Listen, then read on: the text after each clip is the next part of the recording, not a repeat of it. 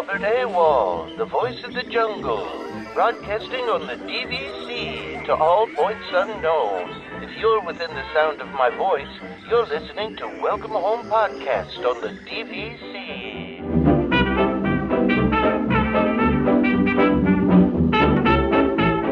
Hello and welcome home. Thank you for joining us on episode 236 of Welcome Home, a Disney Parks and Vacation Club podcast. I'm Tom. I'm here with Trevor. We don't have Damon this week. Damon is off with his with one of his kids at college, I believe. So, so it's just Trevor and I. You get a Trevor and Tom show, which I know will be disappointing for some of the listeners. It'll be fine. It's always fine. No, it is. Like I mean, I obviously think, it's good when we do just you and I, but there are some people that tune into the show for Damon. So well, sorry, I guess try next week. You guys are, I could just try to be like really contrarian all episode or something Yeah, let's see if we can, actually, no, I'm not going to say that because I was going to say, let's guess how Damon would react. The problem is that every time we think we know how Damon's going to react to something, he does exactly the opposite of what we think. Yeah, we've been doing this for a while. Let's talk about this, Trevor, because we've been doing this show a long time, right? And I put together the rundowns, right? And there are times where I put things down where I'm like, oh, Damon's going to be interested in this, right? And then we get to it and he's like, I'm not interested in that. Or I'm like, oh, Damon's going to have this opinion on it. And then he has the complete opposite opinion. I can never predict what that guy's going to do, ever. Yeah. And that's why I stopped myself halfway through, because I was like, you know what? What I think he would like or not like, I can't even assume that I know, because I think that's part of Damon's nature, is that he is just unpredictable, which is a good thing. That's true.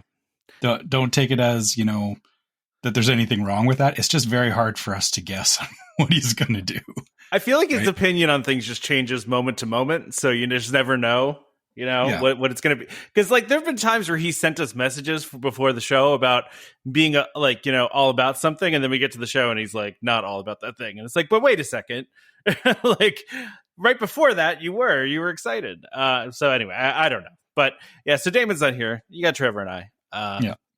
I actually, Trevor, I went to Costco last weekend. I don't know. Maybe I didn't talk about this, right? So they already have all the Christmas stuff out of Costco. So they've just decided Halloween's over already on September. And at the end of September, Halloween over. Now it's Christmas.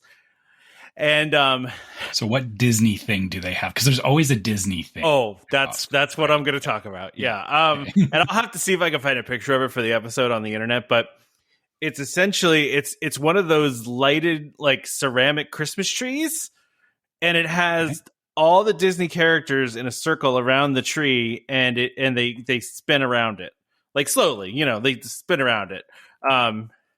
Yeah, it was. My daughter was obsessed with it, but it was also $100, and I was like, yeah, I don't know. It felt like too much. Oh, I think I found it actually. Okay. I was gonna say I started quickly. I think I might know which one you're talking about. I did find it. I'm gonna send it to you right now. I'm gonna send it.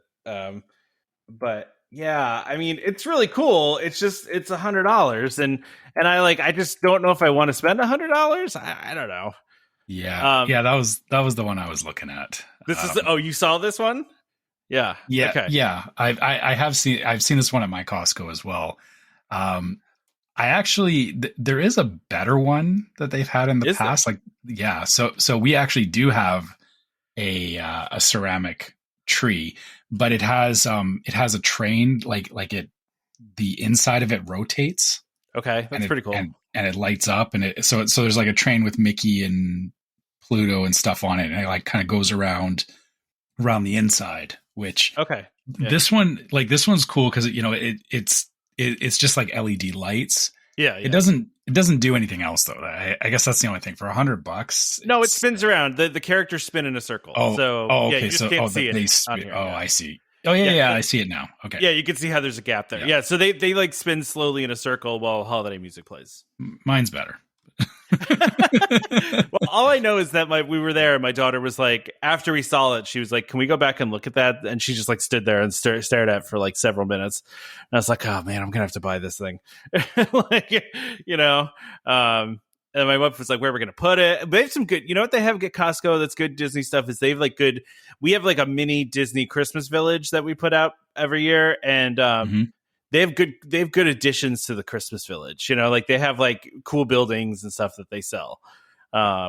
So yeah, I don't know. We didn't buy any Christmas stuff because I was more taken aback at the fact that there was Christmas stuff 3 months before Christmas. But you know, I mean, this is like in typical Disney fashion, you know, like you said, you know, it's the Halloween stuff's over, Christmas stuff is up, which, you know, Costco is always like a month ahead because they are. Yeah, they don't want to wait until November 1st. Obviously, you know, Disney does to a certain extent. I don't even know if like I feel like Disney has even been trying to jump the gun on like in the parks, like they have the Halloween parties and everything. Yeah, there's all the Halloween parties, but it feels like going closer to actual Halloween, even that fades off a little bit, it feels like. And it's almost like if they could get away with it, I feel like they would start the Christmas stuff even sooner. Oh, right? 100%. Yeah. Like, I think they would prefer to have more Christmas stuff than the Halloween. I don't know, maybe, but I don't know. I mean, I like it better. I'll be honest. Like since I've been to Disney at both Christmas and Halloween, Christmas just feels way better at Disney. I agree with you because they decorate everywhere for Christmas, whereas like Halloween is really just Magic Kingdom, basically. Yeah, you know, which is, you know, it's fine.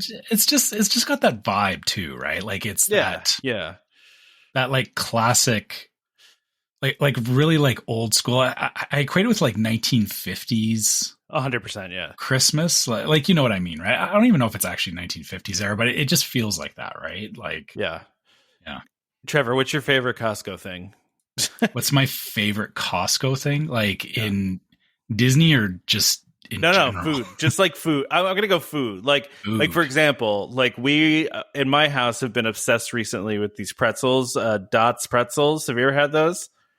I don't think so. It's a North Dakota company, so I figured it, you know, probably made its way over the border. But they're in a big red bag, and they cost a fortune in a small bag. But of course, you can get a 2-pound bag of them at Costco for the same price. And like we are obsessed with them in our house. They're like a special seasoning, and like they're buttery and delicious. I'm sure there's somebody listening to this that knows exactly what I'm talking about, but. That's always like one of our go-to. We buy 2 bags of those every time we go to Costco because we will go. I mean, and literally we went last weekend and 1 bag's almost gone already. Like we will house those pretzels.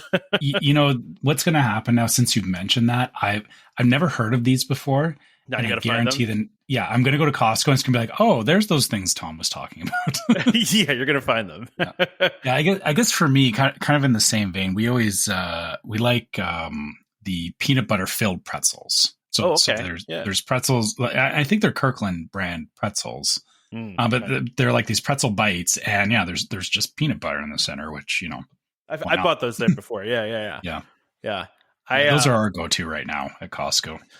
And you know, listen, Costco is great because it, like, you know, the things shift, right? Like there's always new stuff like that's random. Yeah. Although then sometimes some of the things that you buy all the time go away, so that's frustrating. So hopefully my pretzels don't go away, but yeah, I'm also a sucker for the food court over there too. I love one of those. I don't know if you guys have the chicken bake up there, but the chicken bake is my favorite. So anyway, no, but we actually we've been buying for years now. We buy the Costco hot dogs because like the same hot dogs that they sell at the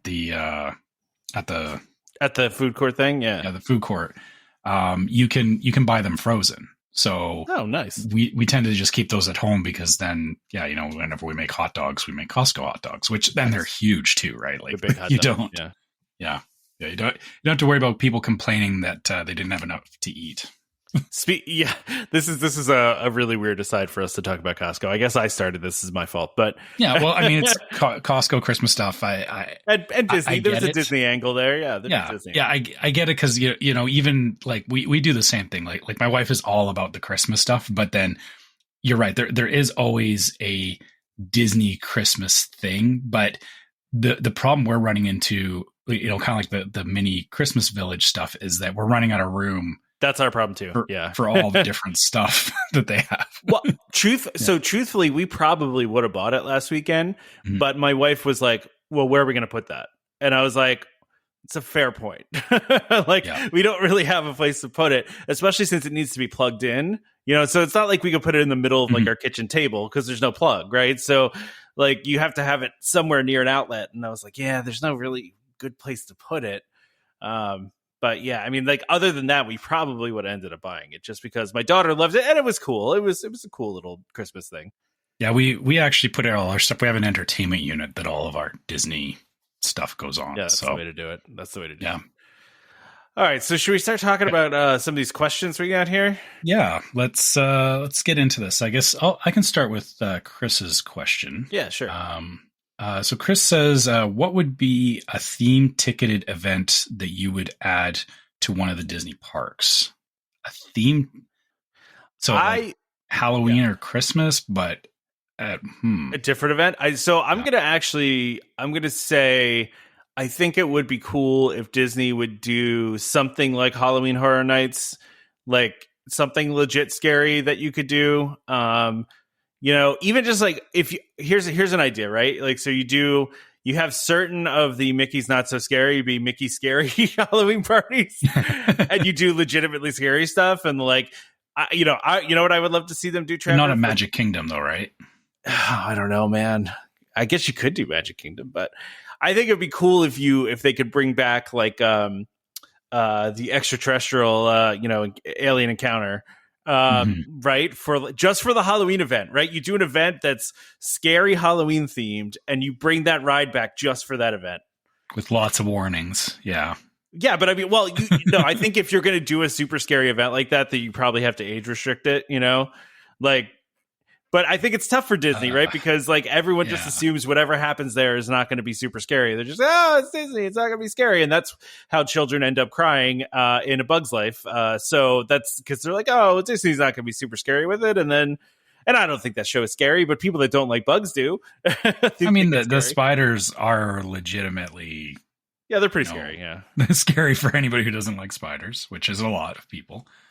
But I think they would have a hard time doing that, obviously, with their experience with Alien Encounter, right? Because it's obviously that did not go well for them, and they had to get rid of it. But I just think it would be cool if they could do, like, because I mean, Universal does a really good job with those Halloween Horror Nights, right? Like they do a lot, and like they do a lot of things that aren't even like their properties, right? Like they do things like Stranger Things, and yeah, just like kind of whatever the current like pop culture horror thing is, right? Or some, they're not always current, but yeah, they always pick. You're right. They pick something.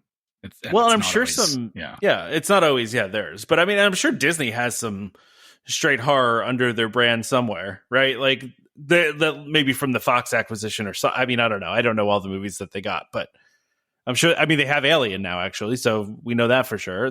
I mean, how cool would like a Predator thing be? They have Predator too, right? Predator themed. I think it would be cool to have like Predator as like a wandering character. Yeah, but that would be cool, actually. Yeah, I like it. All right, well, what would your event be? Okay, so as you were talking through it, so I guess here's the thing: is that Halloween and Christmas are kind of done and taken care of, right?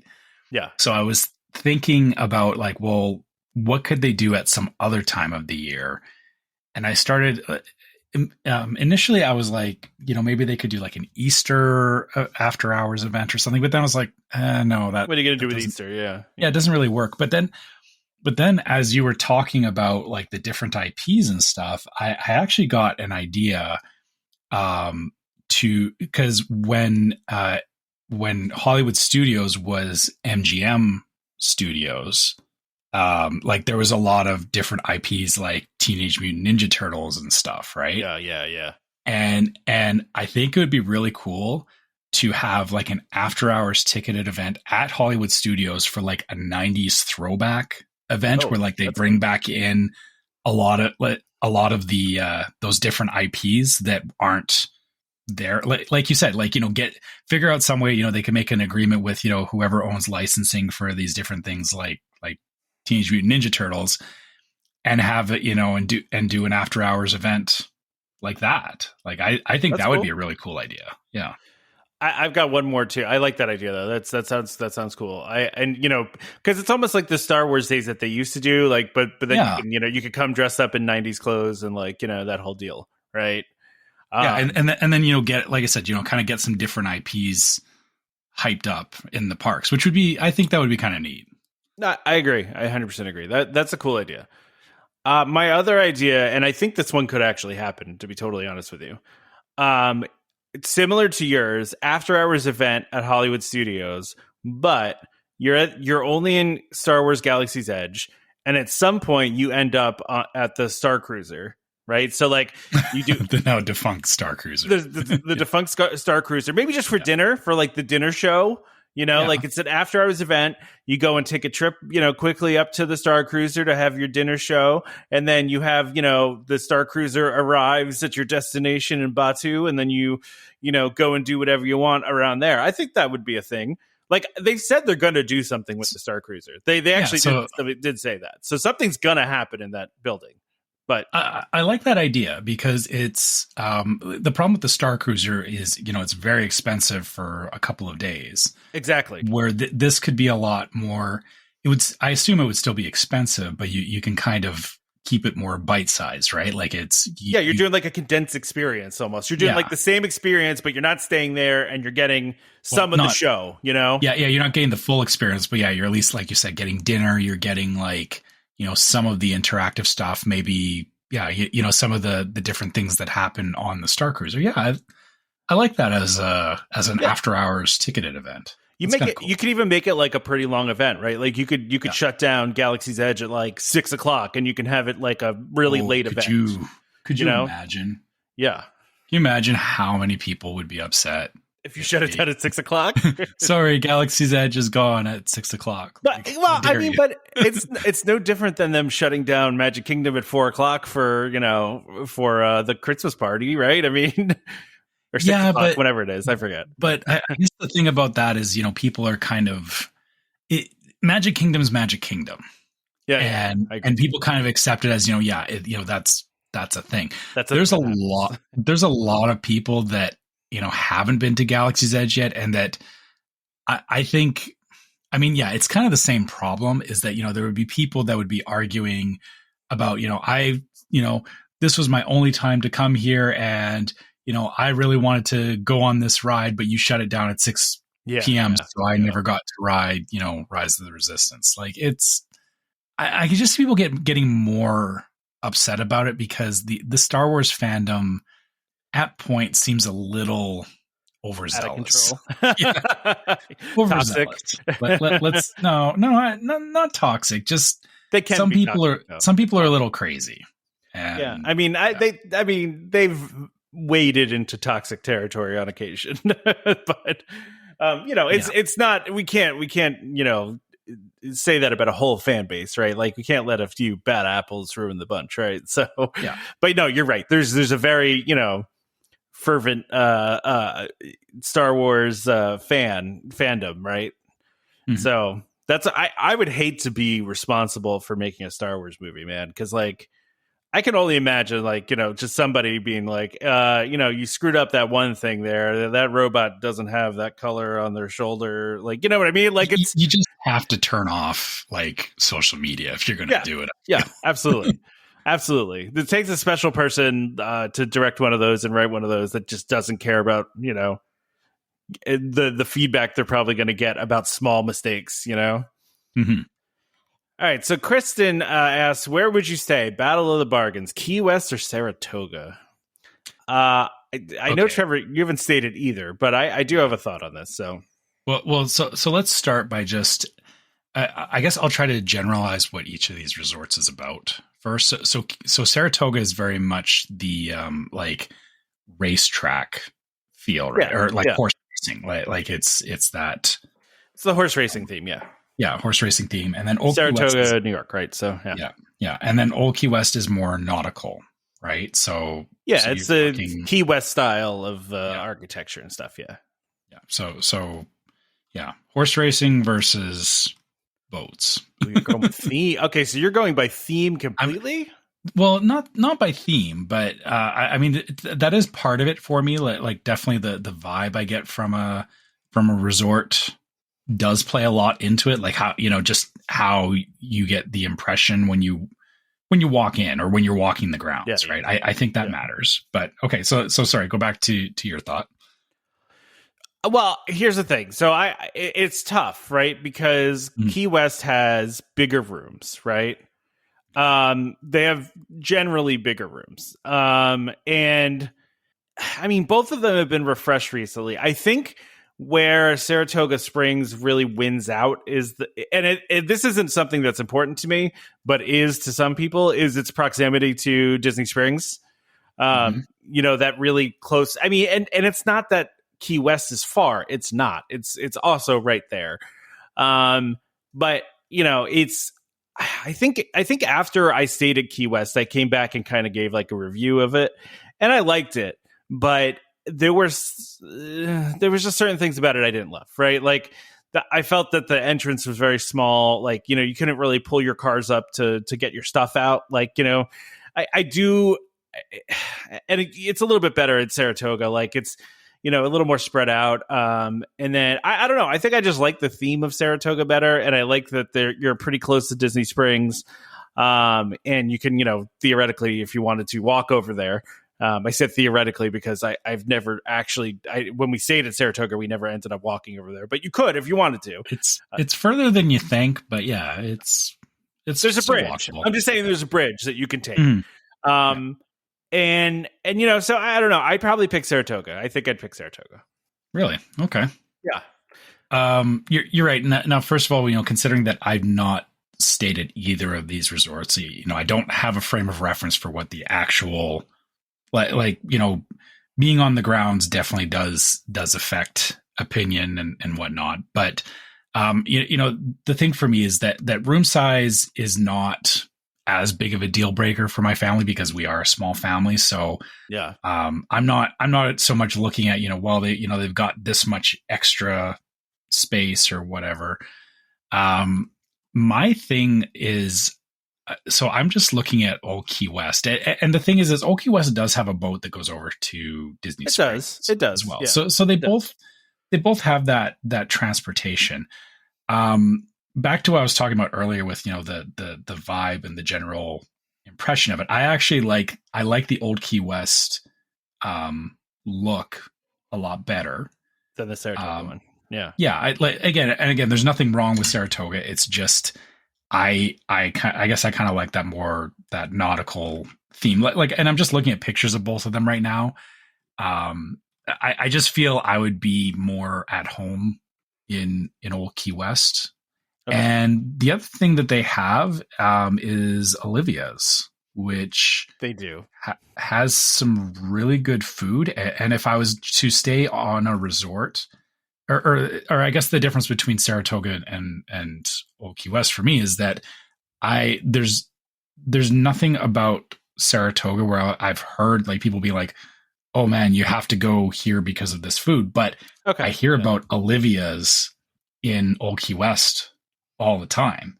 And so I'm kind of like, I think I would stay there just to see what's up with this fried chicken. Because yeah, right. Why wouldn't you? And so I feel between the two, I would end up at Old Key West before I'd end up at Saratoga. That's fair.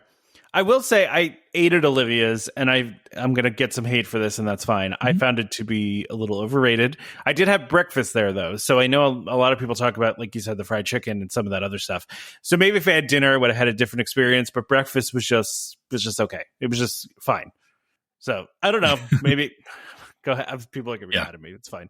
To me, there's no better breakfast than Boma over at Animal Kingdom Lodge. The breakfast buffet there is the best. So anyway, also talking pool wise, you have to admit the Sandcastle pool.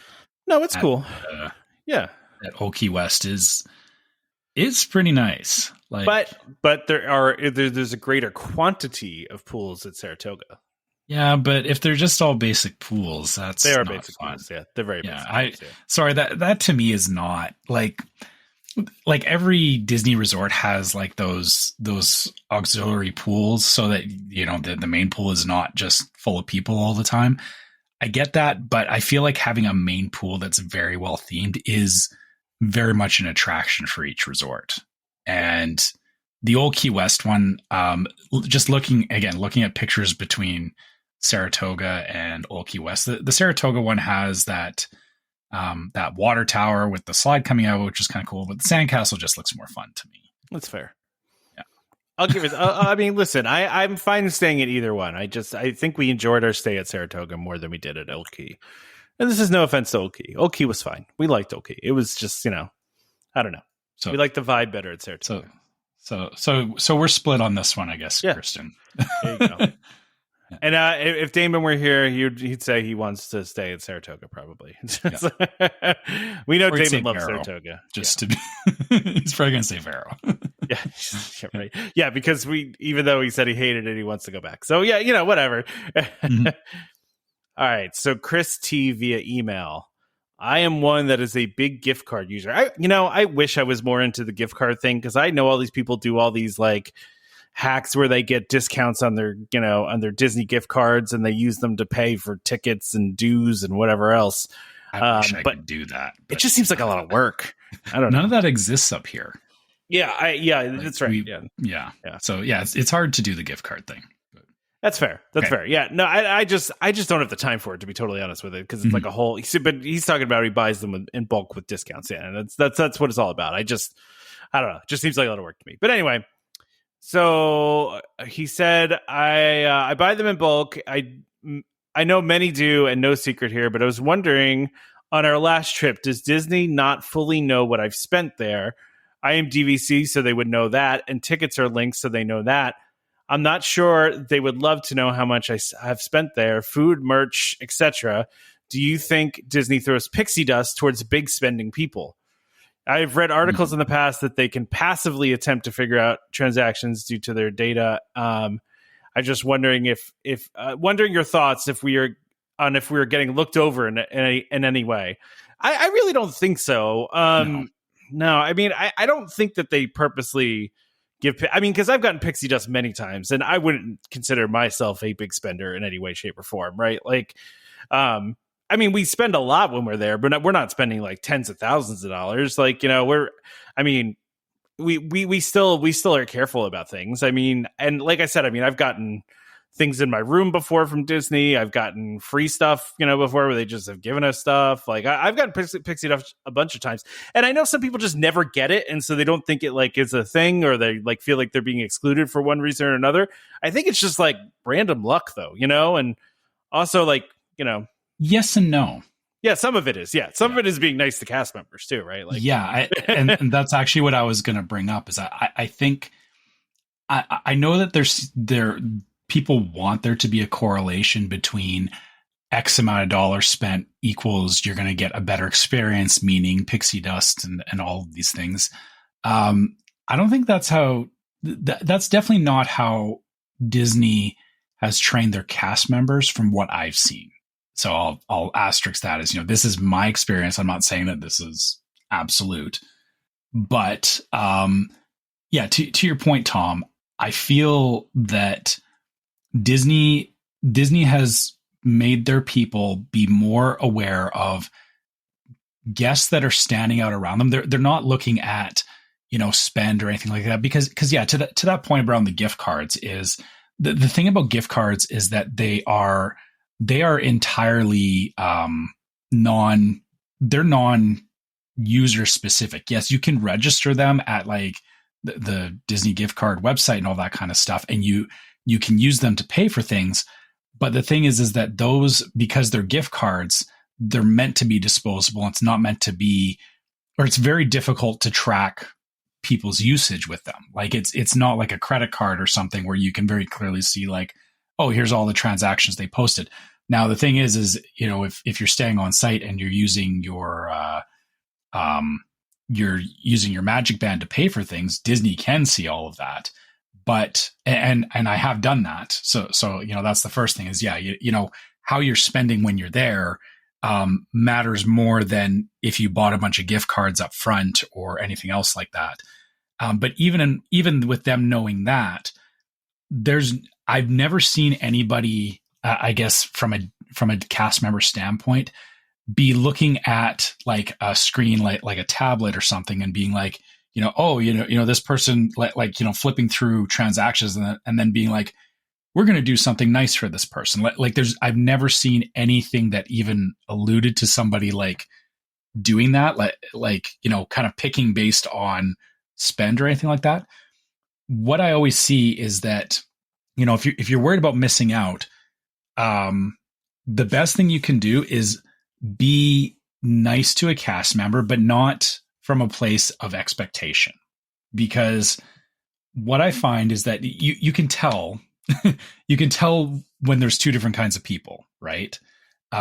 There's some people that, they're like, well, I did something. So, are you going to reciprocate what I did? That expectation of like, I did something nice for you. Are you going to do something nice for me? And then there's people that are just like, hey, I know it's not my job to, somebody knocks something over, I'll help you clean it up, or, I'll just say hi to you. They don't, Disney really loves focusing on people that, just are super nice and that don't blend in with the crowd. Like if you walk around on your Disney trip and you just kind of do your own thing, and I've done this myself, is we've had times in our trips where we don't talk to anybody. It's not that I'm like avoiding people, but it's like, we're kind of in our own little world, and we're not even like talking to cast members or anything. We're just going about our business. The thing is that Disney cast members won't notice that. So to your point about feeling like you're missing out because cast members aren't giving you what you think you should be getting. If they don't know who you are, you're just you're one person in a million people that walks by them, right? So they're not going to notice, they're not going to do anything for you. But if you stop and you say hi to cast members, you just talk with people, you would be surprised. That's where a lot of the pixie dust comes in. And even just the fact that like we've talked with like the people running the ferry boat at on the way to Magic Kingdom, and they have some really cool stories, and they love talking to people, but there's usually so many people that are just on their way to and from Magic Kingdom. They don't stop to talk to these cast members. But if you kind of go out of your way and just talk to people, that's where you get the extra pixie dust that you're talking about. It's not because like you went into a restaurant and you spent X amount of dollars. Like Disney does not want to reward. They don't want to reward people that way on the surface, I guess, is the best way to say it. Like they don't want it to be a very clear correlation between, if you spent this amount of money here, so we're going to give you the extra special treatment. That's not what Disney is about. Like I've never ever seen cast members behave that way. Well, I mean, and just the proof, and we used to get pixie dusted when we were staying at the All-Star resorts, right? So like, and by the way, Chris, we're not saying that you're mean to cast members, by the way. We're not saying no. I'm just it's just a general like if you're worrying that you're not maximizing on what you're doing, like really you are. It sounds like if you're you're trying to find ways to save value by using those gift card discounts and stuff like that. But when you're actually at Disney, like I said, I've personally never seen a case where like somebody has very like brazenly been spending a lot of money in one area in Disney, and Disney comes out with like a cake for them or right?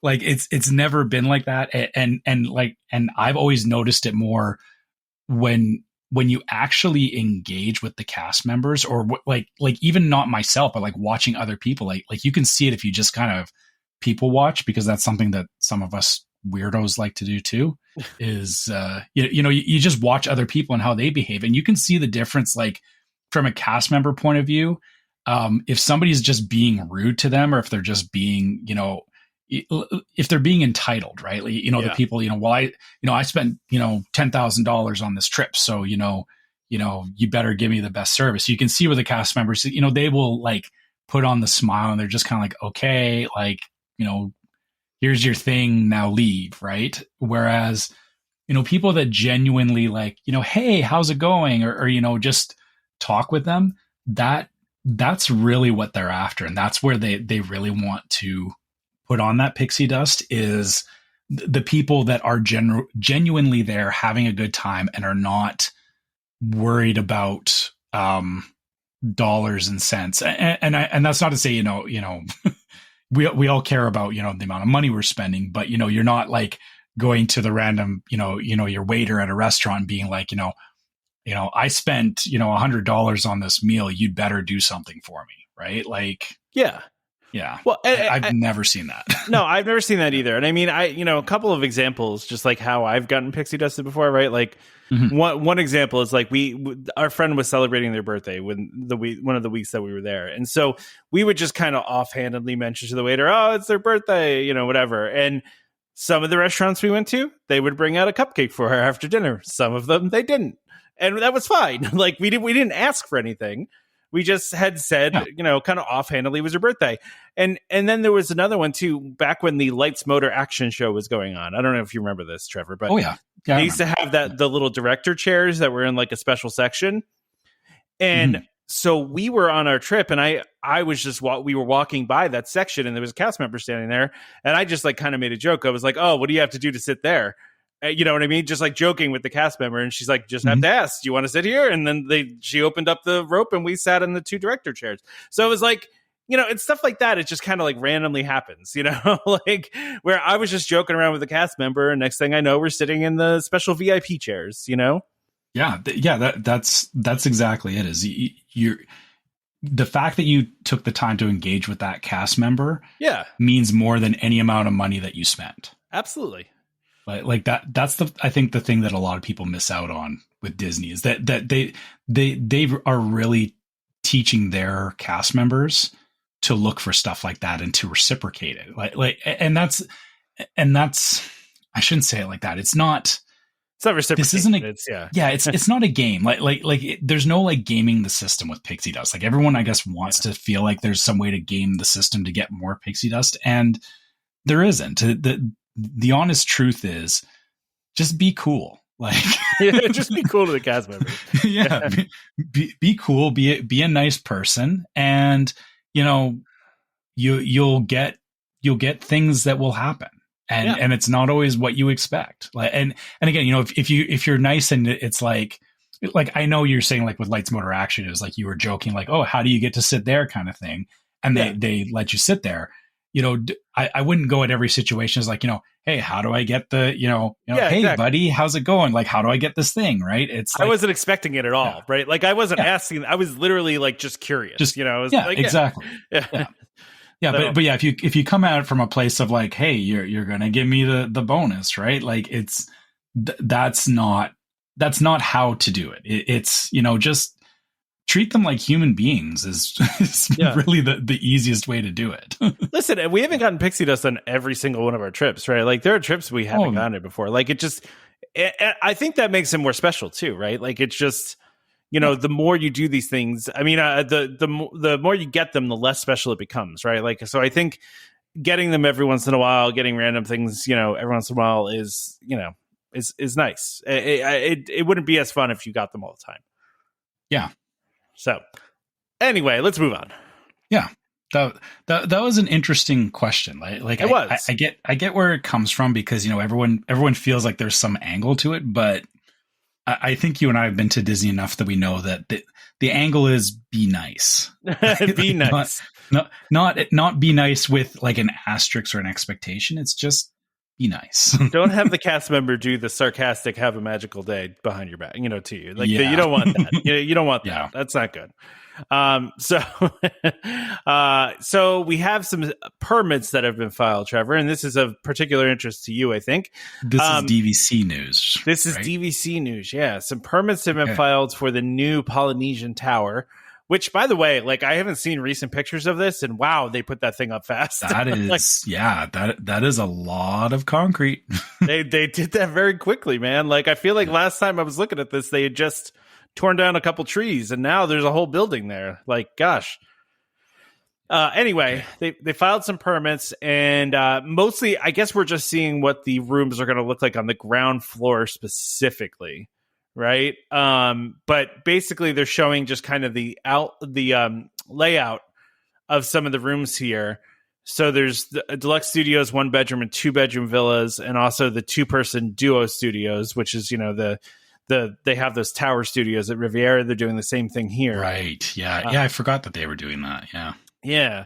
So it looks like they're going to have lockoffs, which is, I think is interesting. I guess that gives them more flexibility to book them as different things. It's a 1-bedroom lock. Yeah. Or no, it says dedicated 2-bedroom and then a lock-off 2-bedroom. Yeah. So is that like 3 studios put together? Or? I don't know how they're doing that. Well, because one of them will have a kitchen, right? So it's probably they would do it as like the one room is like a studio, and maybe I don't know. I don't know how. Yeah, maybe a studio and a 1-bedroom. And a 1-bedroom, yeah. Make a lock-off, yeah. Yeah, and then they have dedicated 2-bedrooms.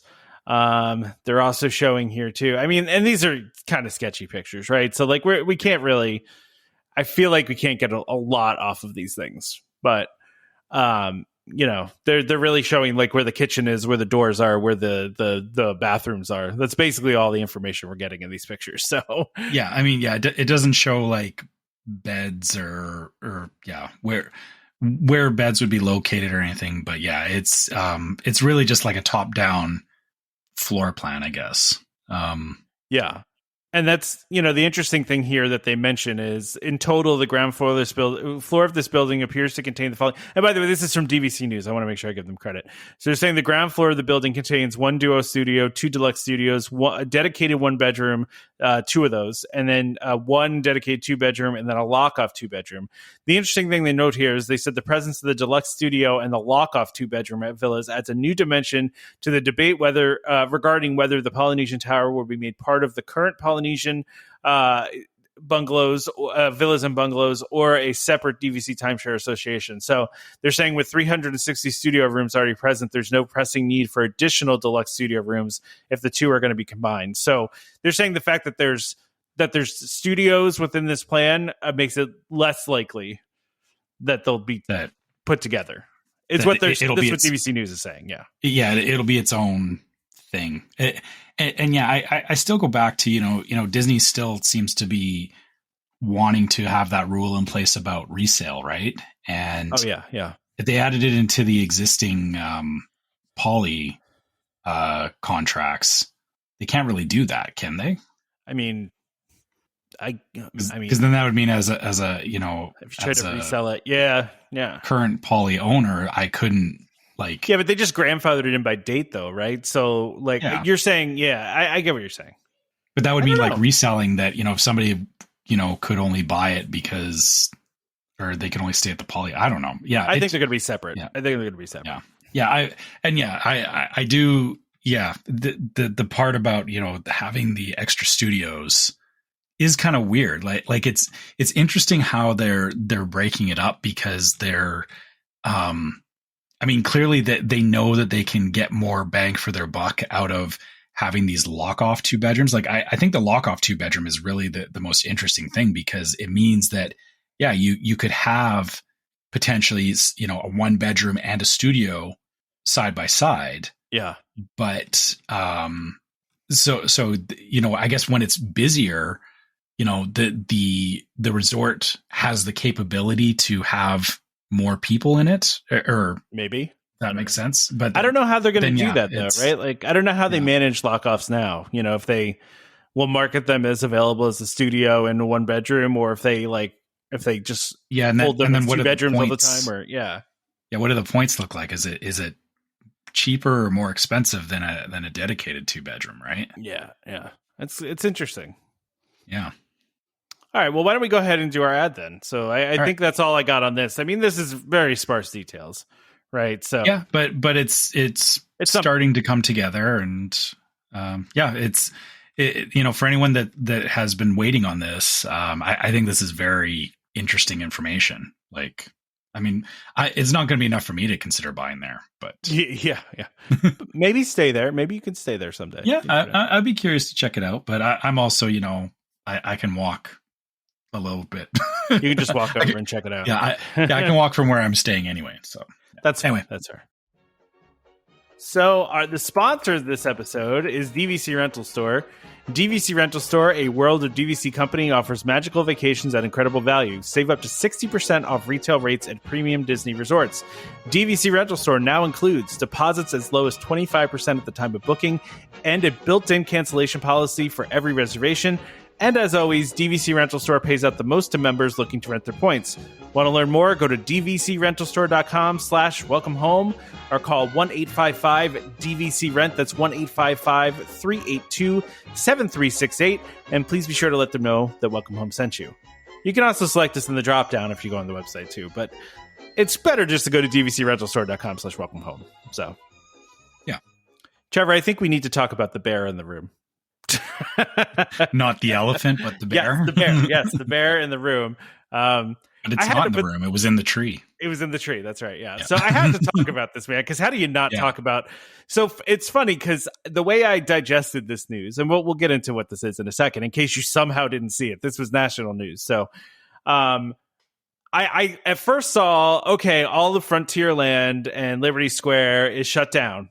They just didn't open today, and it's like, well, that's kind of weird. You just immediately assume that it's like a power outage or something, right? Like maybe they had an issue with power, right? And then, rumors start floating around the Disney blogosphere that there's a bear, and not a country bear, mind you, which is a real bear, wandering around Frontierland, which turns out to be the case. There was a bear over in Frontierland. Apparently, it was behind. It was actually kind of behind not. It wasn't really Frontierland. It was actually, what I read, it was right by Small World, that backstage area that's in between, I guess, Small World and Haunted Mansion. So, it was that far back. I was thinking it was near like Big Thunder or something. Yeah, no, that's what I read, that it was behind the Small World area. So, yeah, isn't that crazy though?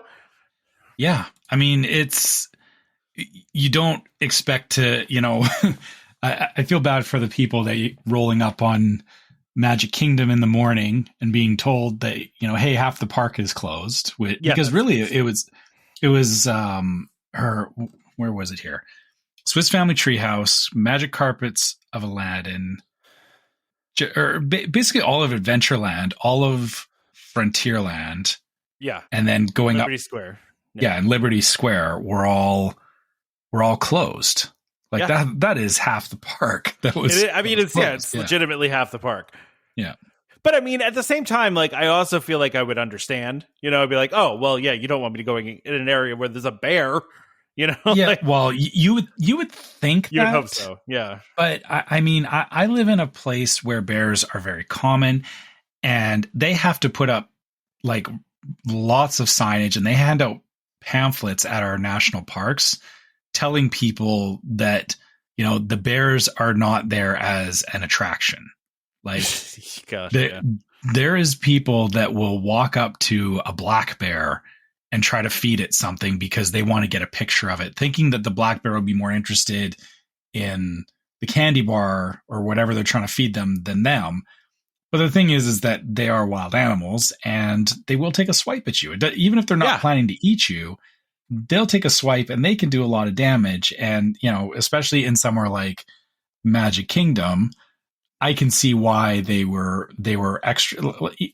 I can see why they were extra cautious. And I know a lot of people say, like, hey, half of the park is closed because of a bear. Like why so much space?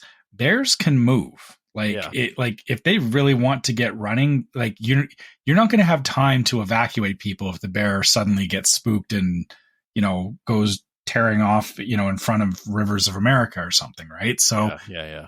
I understand why they were extra cautious about it. And I was actually reading here from the where I lost my spot.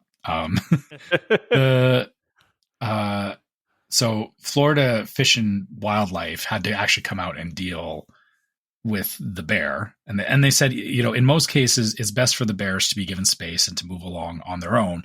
But in this given situation, staff have captured the animal and are relocating the bear out of the park into an area around the Ocala National Forest. Oh, that's where my parents live. I should tell my mom to look out for a bear. Yeah, the Disney bear. Yeah, the Disney bear. So they did. Oh, and also it was an adult female. That's even better. There you go. Because females can be very protective. Although there was no young involved, but yeah, I just want to say, Trevor, though, huge kudos to our group for making hilarious memes.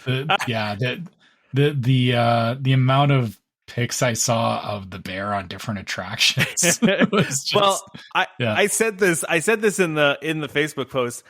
I wish I had Photoshop skills. I do not, right? But I so badly wanted a bear on Big Thunder Mountain with a Mickey bar in one hand, holding a balloon, riding Big Thunder Mountain, and make a shirt that says "Best Day Ever," right? Because you've seen those "Best Day Ever" shirts, right? And I feel like you could make one for every ride at Magic, from Frontierland and everything. It just would. It's hilarious to me. I feel like people would buy that. But it's so many funny pictures, really, really well done by a couple. I like the Photoshop skills of a couple people in the group. I was impressed. So yeah, that was good. That was fun. That was making me laugh so much. I'm so glad you guys all did that. That was really making me laugh when that happened. So now, anyway. Hopefully this doesn't become a regular thing. No, let's hope not. No. I mean, even realistically, how, because I know there is bears in Florida, but I feel like it's the same kind of thing here. Like even though I said, there is regular encounters with bears, I guess, in Alberta because of, where we are in relation to the Rocky Mountains and all that. But I feel like this is kind of a weird isolated thing. And the other thing too, my wife actually said this, and I didn't really think too far into this, but how did she get into the park? Must have climbed that big green fence that they have, man. I mean, how else? Yeah. Because they have that fence around the whole park, right? I mean, I don't know. Yeah, and I guess that maybe that says something to, or again, I was talking with my wife about this. She was like, how did they not notice that there was a bear there? It seemed like they kind of found it in the morning as they were getting, pre-checks ready for opening. And I said, you've got a big green fence there. You don't have somebody patrolling it, or you don't have cameras on every inch of the fence, because also humans won't generally pick a random spot on a fence and just climb it, right? Or a couple of tries, but they get caught. Yeah, I mean, but yeah, they tend to go for entrances, and it tends to be I feel like it was in a space where nobody was really looking, and it was nothing will ever come over this fence, forgetting that bears can climb pretty far and pretty fast without much issues. So yeah, it's just weird though that they or it's weird that it happened, but it's also thankful that it wasn't in the middle of the day when this happened. Worse. Yeah. I can imagine that those poor cast members in that morning were like, oh, there's a bear here. Yeah, exactly. What do we do with this? But it would have been a lot worse if it was all of a sudden there's a bear by Haunted Mansion and people are freaking out, right? People are running and trampling each other. Yeah, that could have been a lot worse, honestly. Yeah, so I don't know, man. That whole thing was really very interesting, how everything happened. I was going to make a point about this, and I don't remember now. But sorry, I didn't mean to derail you. No, I just totally forgot. What I was going to say, which is okay. It happens. But yeah, I just, I enjoyed all of the memes about this. It was funny. And like, listen, they relocated the bear. Nobody got hurt. The bear's fine. Oh, that's what I was going to say. I'm not going to lie. I didn't know that they had bears in Florida. Like, it didn't feel, Florida doesn't feel like a place that a bear would be. I don't know. Yeah, I feel like any bear in Florida is just by default unhappy because it's hot, right? Yes. That's what I'm saying. Like, when I think of a bear hibernating for the winter, I think of, a snowy cave that they go into. You know what I mean? Like, I don't think of like a swamp. I don't think of a bear walking through a swamp. Like, that's just weird to me. It doesn't make sense to me. I just didn't know that there were bears there. They're not in snowy caves either. Like the I know they're not. That's the picture I get in my mind, I look at it more as like the houses in the Shire in Lord of the Rings, like kind of dug into the side of a hill is kind of that makes sense. But not in a swamp, not in not walking around in Central Florida in 90-degree heat. Yeah, but I guess I don't know how far bears move either. Like it could have been further north and just could have been wandering, and I don't know. Like they do get pretty far, but I guess it's also surprising too. Like you said, getting through Florida, like that's Central Florida. It's not like or there's a lot of urban sprawl that bear would have to get around. I guess. Yeah, that's what I'm saying. Like it's just strange to me. Like I was talking to my sister about this, and that's the first thing she said to me. She's like, I didn't even know there were bears in Florida. And I was like, I didn't know either. I thought the only thing to be scared of was, the only things I guess were snakes and alligators, right? like that's the only thing I was afraid of in that state. And now I'm afraid, there's bears around too. I mean, I wouldn't be that afraid of bears. Oh, I'm not really afraid. Especially black bears. Like I said, the thing about a black bear is, most of the time they want nothing to do with you, and they will attack when they feel threatened. But if you make enough noise, they usually just want to leave the area. And yeah, exactly. Yeah. But I could imagine, a bunch of kids and adults freaking out. Oh, 100%. Probably, make for a very unhappy bear. Absolutely. All right, so let's go into the next thing here. All right. So Disney announced, and by the way, this is not. I think it's important to say where they said this, right? So, like Disney, in a filing with the SEC, has stated that they plan to spend $60 billion on theme parks and cruises over the next 10 years. Now, we've been hearing Iger and Josh Giamaro say that they were going to make huge investments in the parks. And now they've filed this in an SEC file for investors. And that's a place that you can't really lie about things or just, they can go back on it somewhat. But I mean, this seems like they've outlaid $60 billion over the next 10 years to actually do this. Now, previously, they've said that they were going to do, $10 billion at Disney World. So, I mean, unless those plans have changed, I'm just assuming only 10 billion of it is earmarked for Disney World, and the rest is cruises and Disneyland. I mean, I know Disneyland has that whole Disneyland Forward initiative that they've been talking about, which does this include the international parks too?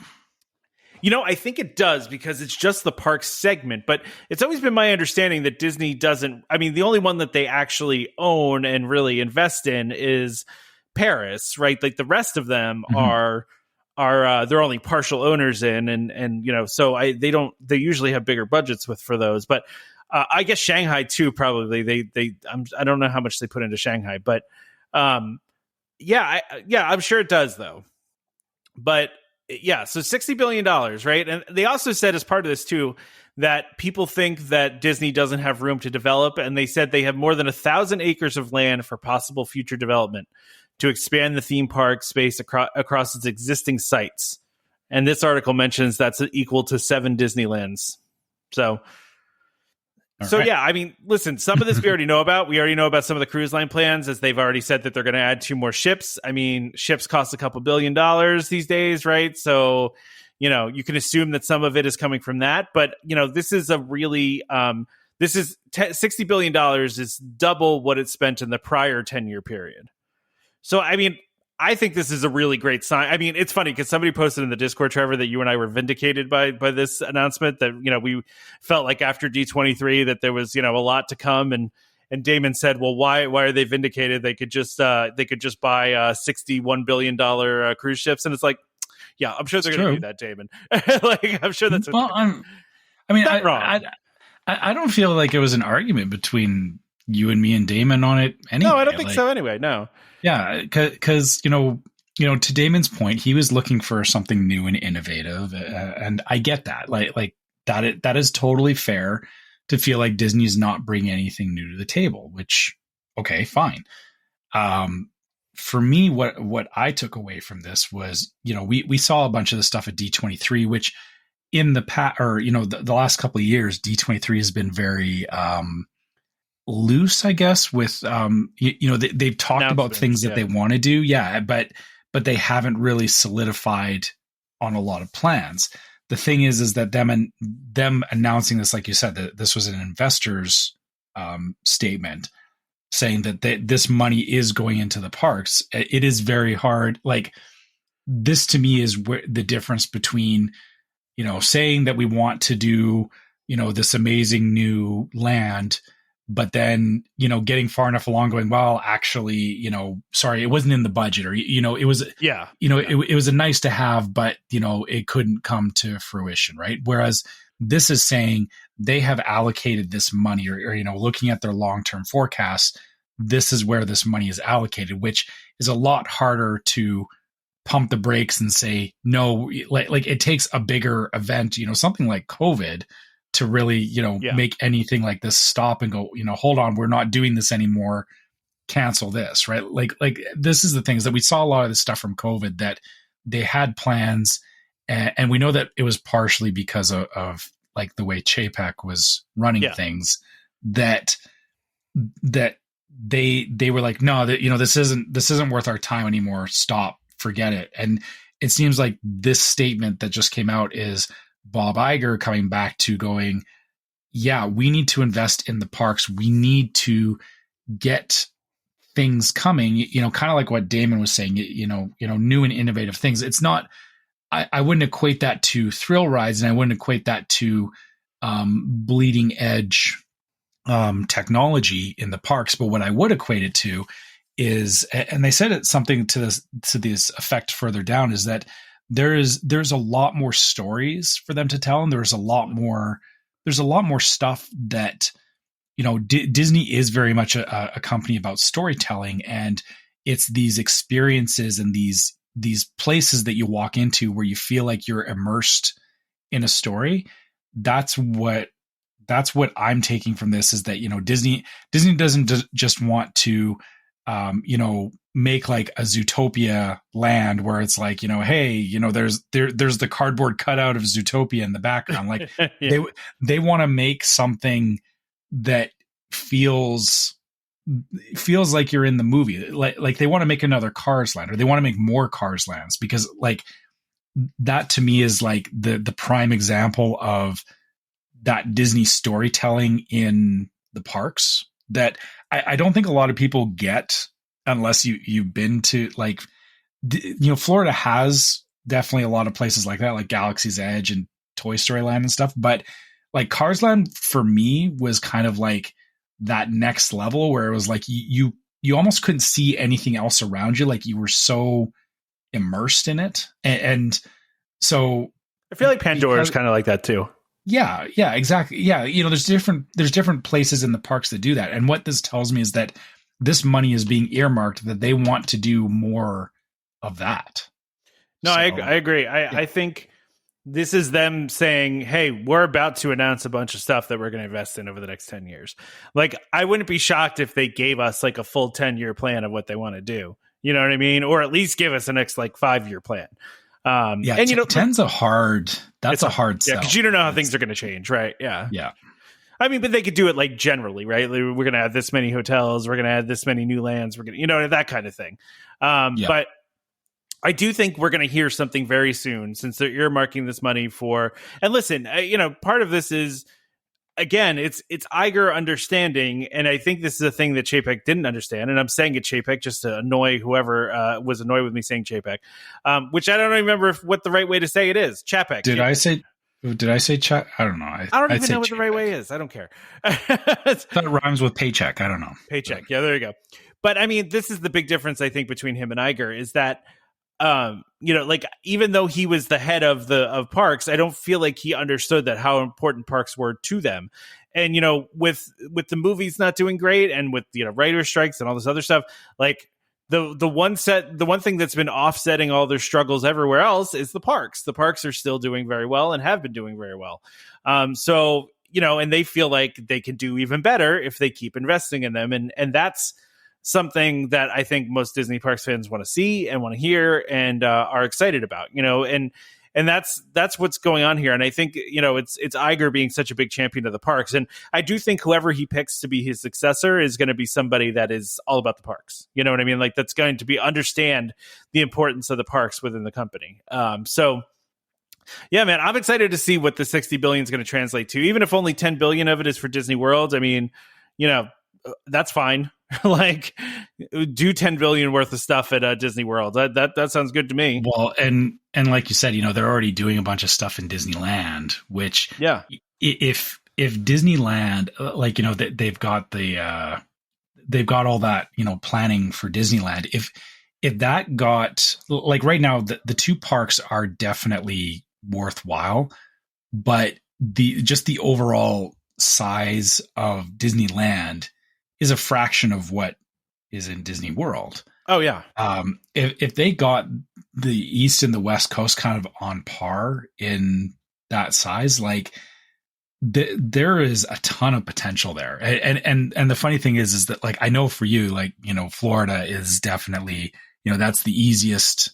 Yeah, exactly. Transit or the easiest place to go. But, if that was enough that it brought, you were like, hey, I want to go to Disneyland because, they've got, a whole other laundry list of stuff to do that is not any there's still a lot of reasons to go to Disneyland, but if they got it on par with Disney World, that would be amazing. Like it would, yeah.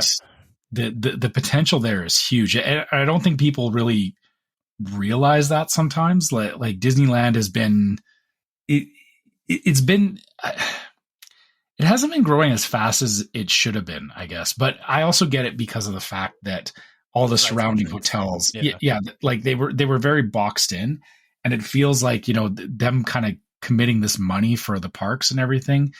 I hope that, East and West Coast both have, I don't want to say, one's better than the other, but I would love to see them like compete for, people's, place to go, because to me, that makes it just an overall better experience for everybody if you have to choose between these two parks, right? Well, and to your point, like Disneyland is a destination right now. Even if you ask Disney themselves, will tell you that it's like you can get it done in 3 days, right? Like they will recommend a 3-day trip there, right? Whereas if you go to Disney World, like I don't know about you, but we're there for a week or 8 days, and it still doesn't feel like enough. Like it feels like we could have spent another week there. Like, and so I could spend 10 to 12 days in Disney World quite easily. Yeah, absolutely. Yeah. But like, it's just much less at Disneyland, and that's part of why the mix at Disneyland is so much more annual pass holders than visitors coming out there. So, it's just, I think to your point, when you expand like that and you make it a better multi-day, destination, then you end up with more people making it a destination for them to go to, and not just and there's nothing wrong with annual pass holders, but it's, they also probably want to bring more people into the fold like me who've never been there before and make it give me a reason to go out there, Yeah. All right. So yeah, that's exciting news as far as I'm concerned.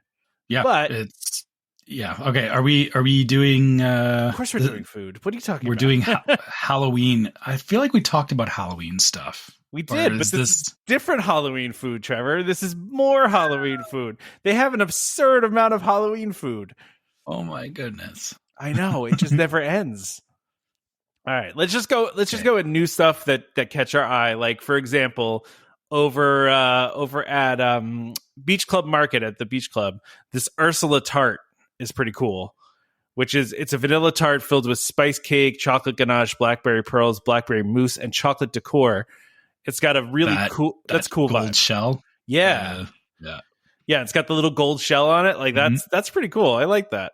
Yeah. I like it. It's understated, but still very much Ursula. This cookie as well. I thought this was a taco.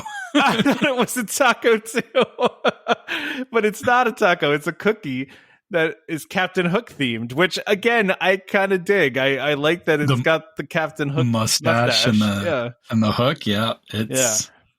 Oh, and I just realized that the white or the frosting's supposed to be like the frills on his. You're right. On his jacket, or what? I guess it's like his undercoat, or what that? Yeah, but yeah. See, you know what, Trevor? Though I have to say that the quintessential Captain Hook to me is Hook from Hook, right? Like that's. Dustin Hoffman's Hook? Yes, I don't know why. I just love that movie the most out of all the Peter Pan stuff. Like, I mean, how can you not like that movie? Like, some people don't like it. Spielberg himself doesn't like it. I think Hook is a classic to me, man. Yeah, whatever. It's good. Just leave. I'm leave it alone. That's the Hook I think of always. That's in my head. I think of that Hook. I think of Rufio. Rufio was a great character. Rufio was amazing. Yeah. Anyway, all right. Let's keep moving. I guess the Half Moon Cookie, that is boring.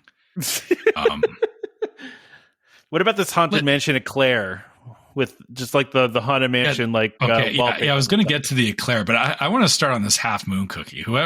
Whoever thought this up, like they need to sit in a corner and think about their choices. All right, let's cut out a Mickey shape, throw some glitter on it, and then throw it on a black and white cookie. But instead of white, it's orange.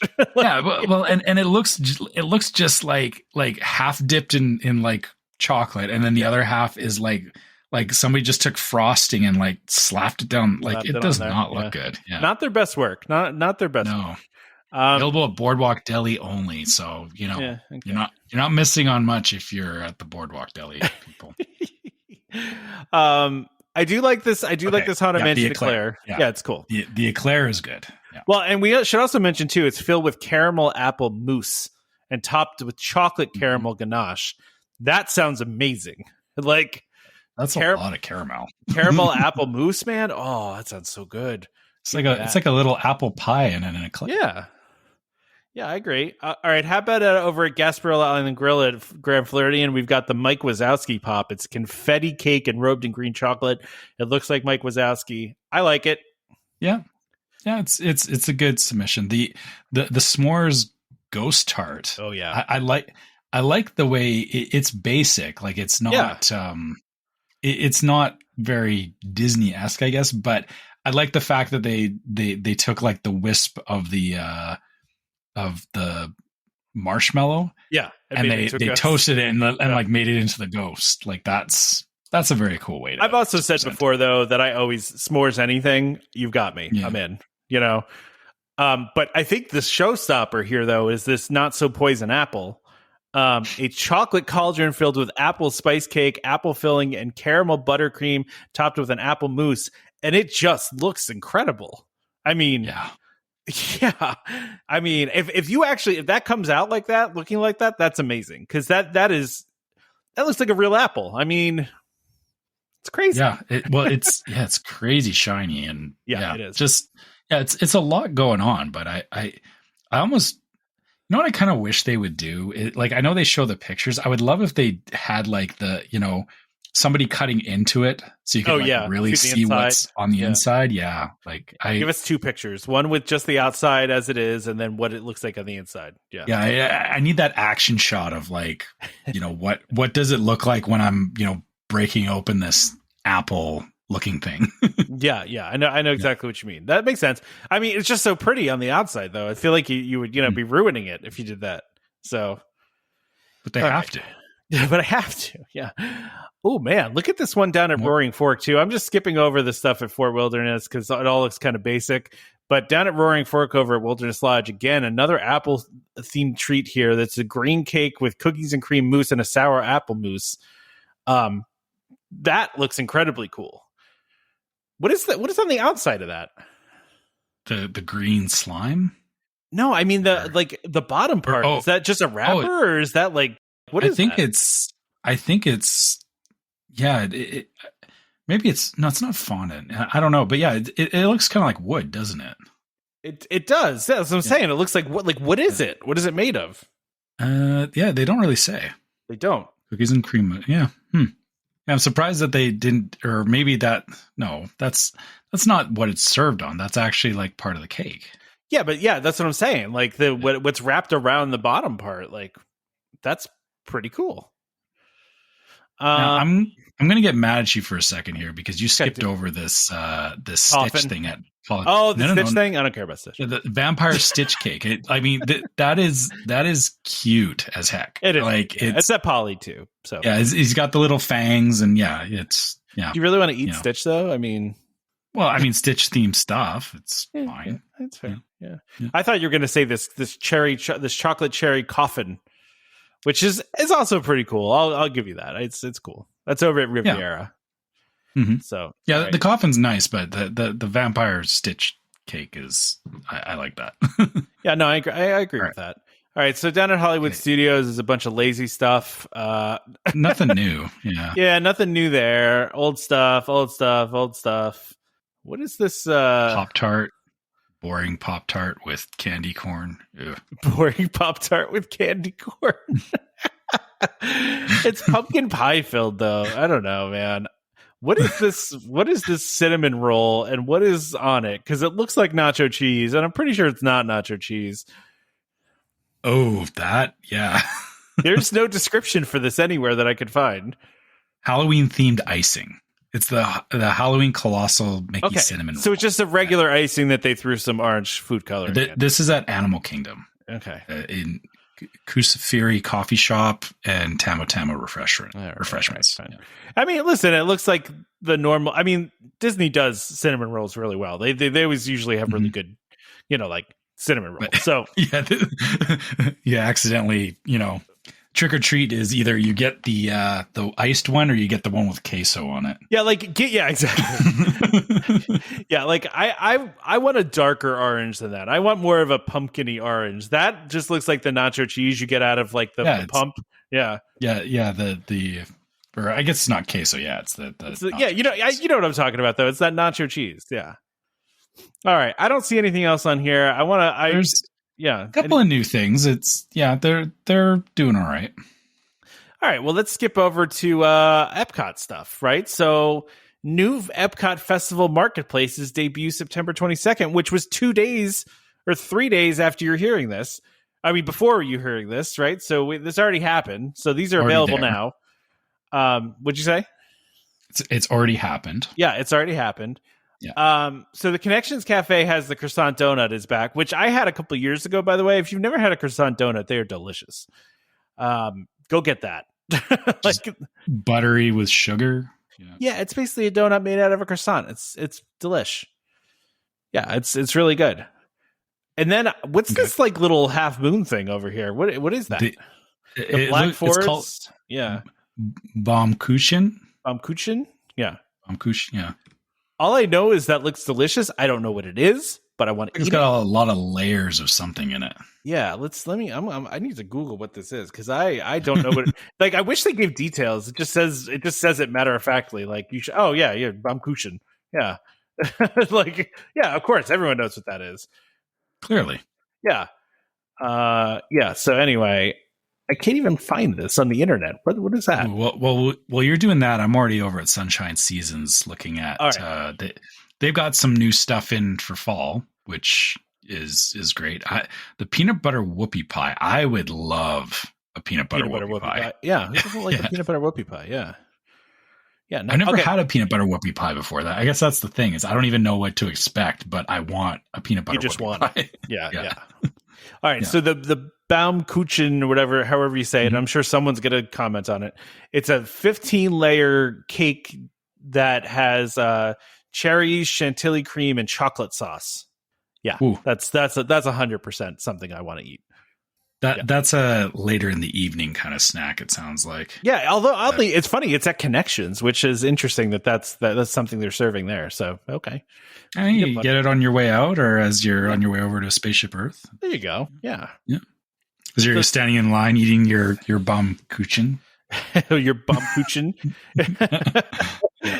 I hope we're saying that really wrong. And somebody we have a fan in Germany. I kind of want to Google it and because Google can read it to you. Yeah.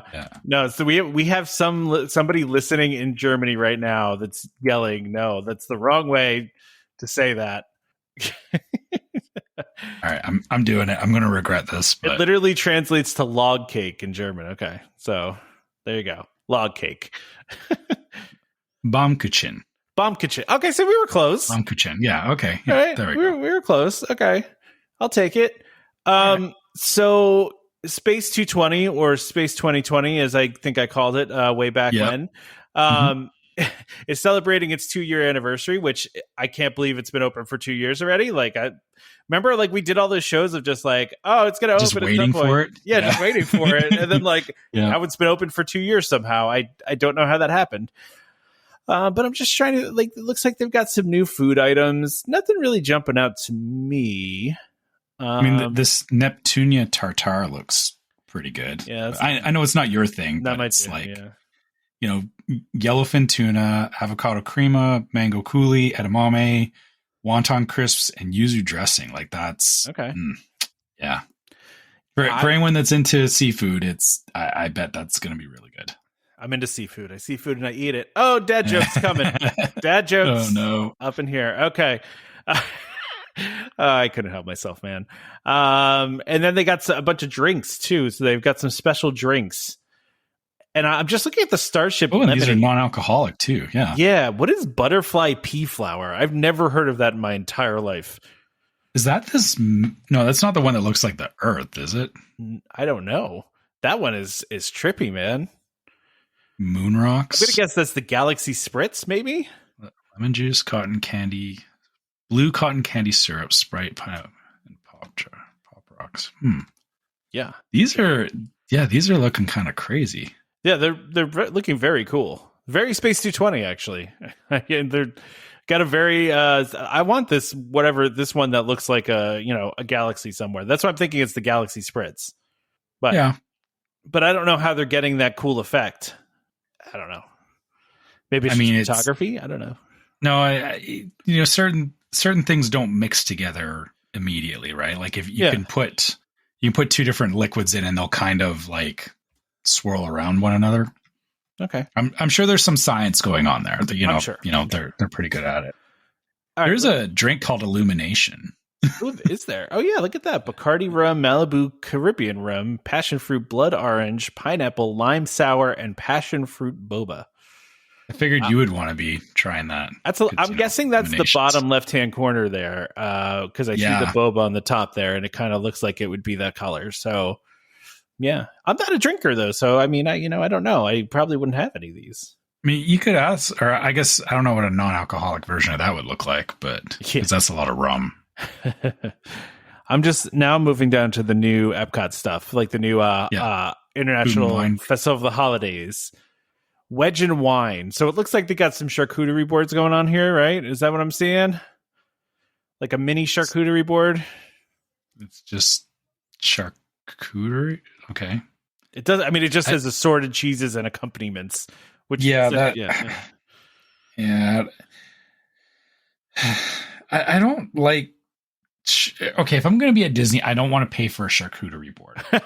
There, I said it. There's another podcast, and I don't remember which one it is, that is obsessed with charcuterie boards.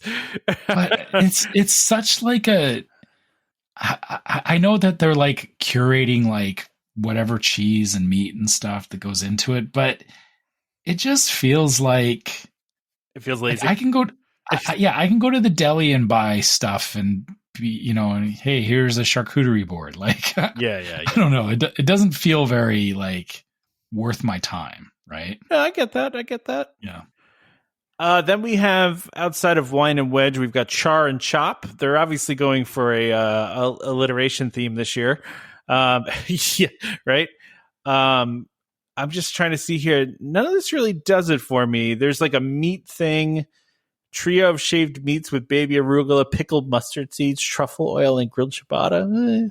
That's that one on the right. It looks like, yeah, which again looks like a charcuterie board. It does. It's just on a plate. And then you have there's a belly meat. Yeah. There's an impossible spicy sausage with polenta. Okay, I don't know. None of these things really jump out to me as something I want.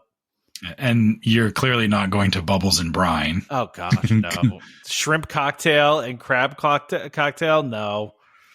Yeah.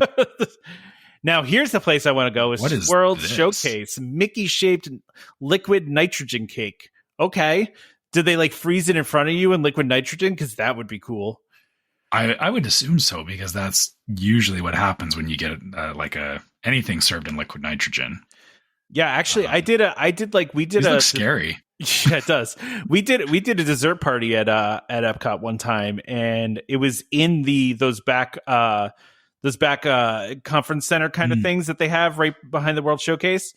And they were doing nitrogen ice cream there at one of the stations. So like you could just get fresh made nitrogen ice cream. And this was like 10 years ago, probably, that they were doing that. So actually, I'm remembering now too. We did do we did a dessert party in Hollywood Studios back in like 2017, I want to say. It was at the Star Wars launch bay before Galaxy's Edge opened.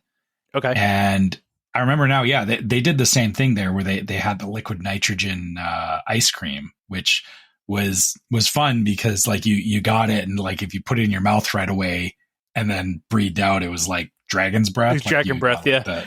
Yeah. Yeah. That's nice. Yeah, I like it. Yeah. Yeah, that's a fun, like, it's not just like the food itself is like, yeah, it's a cake or it's a, ice cream or whatever, but the presentation is, part of what makes it, right? Like I feel like these Mickey liquid nitro cakes I can see these being a very popular item if people kind of realize what it is. Right? No, I agree. Yeah. And that's pretty much it. That's all we got, I think. Right? Yeah. I mean, I don't feel the need to talk about this popcorn bucket. I feel like we've seen it before. It's nothing new. So, yeah, why don't we just wrap up? Yeah, it is blue. Yeah. Okay. Oh, no, sorry, it's purple. I'm sorry. Purple. It looked 100th anniversary. And yeah. Purple. Right. Everything's purple in the 100th anniversary. Yeah. All right, let's wrap this thing up, Trevor. Let's get at it. All right. Yeah. Okay. So as usual, if you guys want to get a hold of us, you can always find us at welcomehomepodcast@gmail.com. We love getting your questions and you guys just sharing your own thoughts and whatnot on anything we're talking about on the show. So keep that stuff coming. And if you want to follow us on social media, you can find us on Facebook as Welcome Home Podcast. You can find us on YouTube as Welcome Home Podcast. You can find us on Instagram as Welcome Home Pics. On Facebook, make sure you check out our group called Welcome Home Disney Waitlist. You'll find lots of stuff relating to the episodes in there. We got people posting memes about bears in the park and whatever else happens, because we never know what's going to happen. We never know what memes people will find and post in the group. But it's always fun to see it. So. Make sure you're in the group so you don't miss out on any of that. And also, the group is a great place to ask other Disney people for thoughts. If you're planning a trip yourself or you just want to know more about Disney or DVC, that's a great place where we've got a lot of great listeners that will chip in with their knowledge. And we love to talk in the group as well. So make sure you check it out. If you'd like to support the show, you can go to store.welcomehomepodcast.com and you can check out our different merchandise there. We have the new logo up on the store, so you can get shirts and stuff that have our brand new logo that we just did. Hopefully you guys like it. I've been seeing a lot of great feedback on it that people seem to be enjoying it. So I'd love to see some people with some shirts on, like Damon said last week, we need to see some pics of, people rocking the new logo out in the parks, because that just needs to happen. And apparently Damon's taken requests, because I see get emails, new item posted, and it's like, for Kristen. Like, wait, what? Like, Damon's just posting individual requests into our store. So if you have an individual request, go ahead and post it in the group, and maybe Damon will make you your own special item just for you. If you really want that paddle, what do you call it? A pickleball paddle. Within reason. Within reason. Yeah. He did the fanny packs for a couple people, which, listen, I really want to see somebody rocking a welcome home fanny pack. Like, that would make me really happy. So. Yeah. That I think I would. I didn't think I needed to see that, but I do need to see that. Yeah, 100%. Yeah. And also, so outside of the new logo, we also have the golden button shirts. So for anyone that knows the history on the golden button, we have a shirt now that has, the golden button saying that you're celebrating listening to Welcome Home Podcast. So if that's, something you want to get your hands on, make sure you do. That will only be in the store for a limited time. I think we were talking about running it till December timeframe. Yeah, I think so. Yeah. If you don't get it now, you may not ever see it again, because we don't like to keep stuff just running in the store forever, because honestly, they don't let us, or it's not that they don't let us run stuff. It's that it becomes very cost prohibitive to keep stuff in the store for a long period of time. So, So if, like I said, if you want to get something from the store, please check it out. Also, if you go to patreon.com/welcomehomepod, that's another way that you could help support the show. As we're talking about, there is different levels of support on Patreon that will get you access to an exclusive Patreon logo.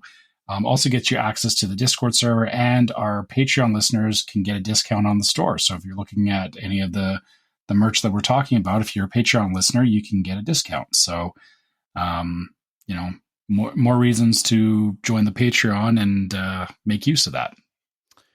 Yeah. And last but not least, if you are listening on iTunes or Spotify, please leave us a 5-star review. It does help more people find the podcast. And we do like to read out our iTunes reviews if there's anything fun or interesting that people have posted. I don't know if there was any new ones this week, Tom. I do have a new one, actually. All right, go for it. This is from Mithra. Okay, and I apologize if I said your name incorrectly. But it says, fun and interesting. I started listening about a month ago, and I just love it. Well, welcome to the show. Thank you so much for that kind comment. I appreciate you. Yeah, I've been a big Disney fan since I was little, and after getting to participate in the Disney College program, I love Disney parks even more. That's good that it didn't, being a college program didn't ruin the parks for you. That's great that it made it better. I think a lot of people come out of the college program really just, appreciating Disney, right? Absolutely. Yeah. These guys give you so much information, and their discussions and speculations on all things Disney is very entertaining. I appreciate all their knowledge about DVC. Thank you all. So thank you so much for that. That was really kind. That was a nice one. So thanks, Mithra. And then, of course, besides giving us reviews, also be sure to subscribe to the podcast so you can be reminded every time we release a new episode. It's also a way that you can help the podcast, too. It's really important to subscribe to podcasts for the algorithms out there, to get us noticed by more people. You can find our podcasts on Apple Podcasts, Google Podcasts, Amazon Music, TuneIn, Stitcher, Spotify, just about any place you can find podcasts. Also, YouTube and YouTube Music. You can also find us now. All of the episodes going forward are on YouTube and YouTube Music, so check that out. Just a reminder to our listeners, Welcome Home Podcast is for entertainment only. We are not employed by the Walt Disney Company, and as such, all opinions we express on the show are our own, so please consult with a Disney cast member or a DVC cast member for more information about anything we talked about today. Huge thank you to our sponsor, DVC Rental Store, for sponsoring this episode, and of course, World of DVC for continuing to be a supporter of this show. Please go check them out if you want to rent out your points, or if you want to give DVC a shot. You want to give DVC a try. My wife was just saying the other day, one of her friends at her job she found out is a huge Disney fan and was saying that, hopes that one day she can afford DVC. And I said to my wife, I was like, why don't you tell her to rent and try it out? And she was like, I didn't even think about that. And I was like, yeah, do that. Let her rent out, because you can, try out DVC and see if it works for you, you know? Yeah, try before you buy. Exactly. So join us next time for more Disney Parks discussion. Of course, more DVC talk. We hope to see you all real soon. This is Skipper Albert Awol, the voice of the jungle, signing off from Welcome Home Podcast on the DVC. Do a huddle when we hit its hair. How she can cuddle is no